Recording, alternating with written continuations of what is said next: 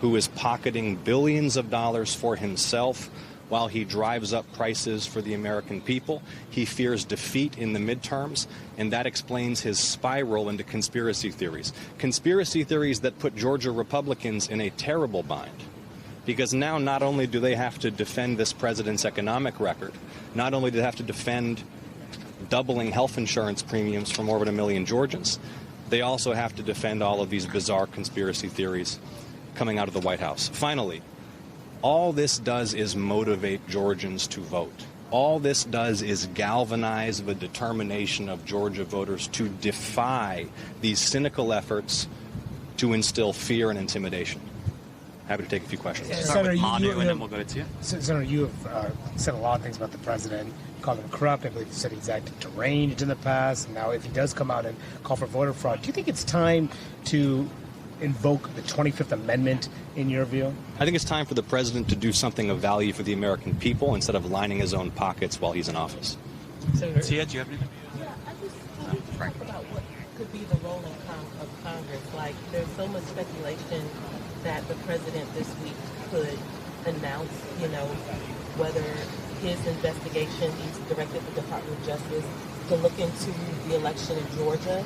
If he says he's found something and tries to get the Department of Justice to act, what can you or other members of Congress do, if anything? Look, the abuses of power, the abuses of federal power, the misconduct is unprecedented. That is why Donald Trump so deeply fears his impending losses in these midterm elections, because he recognizes that when there's a change in the balance of power in Washington, there will be real transparency and accountability imposed, and he and those who have enabled him will have to answer for their misconduct. Senator, have you had any sort of contact by the Department of Justice, by investigators? Has your campaign or anyone associated with you been contacted about any of your elections and asked questions about it as part of an investigation that you're aware of? Not to my knowledge, no. And to answer, just to kind of follow up on what Tia said, if they declare your election ineligible, what can you actually do about that to prevent some sort of lack of faith in the system to the voters of Georgia? Again, just consider for a moment that we understand the president may be threatening to declare sitting United States senators illegitimate. If that is the course of action he pursues, he is calling Georgia voters illegitimate. From the very moment Georgia voters rejected him in 2020, he's been on the warpath because he was humiliated by the rebuke that Georgians dealt him. And he was humiliated and furious in particular as a committed lifelong racist that it was black voters in Georgia who were instrumental in his defeat.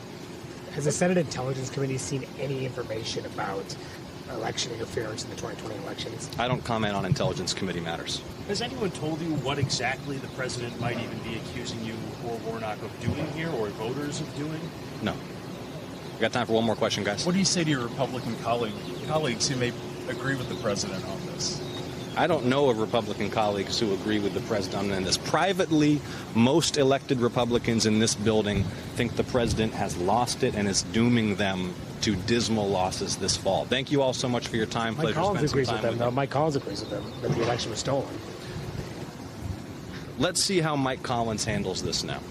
Mike Collins launched his general election campaign doubling down on 2020 election denialism. Now he not only has to defend doubling health insurance premiums for more than 1 million Georgians, he has to defend these conspiracy theories about the 2020 election that Georgia voters have rejected time and time again. Thank you all so much. Thank you. Thank you.